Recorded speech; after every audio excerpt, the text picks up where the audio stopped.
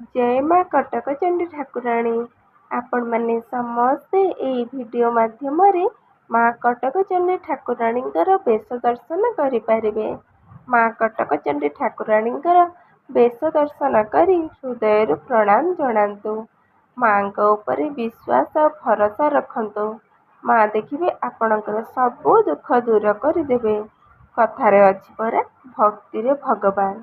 भक्ति रे डाकुथिले माँ आपणक उपरे निश्चिंत कृपा करिवे। आपणकर दुख माँ निश्चिंत दूर करिवे।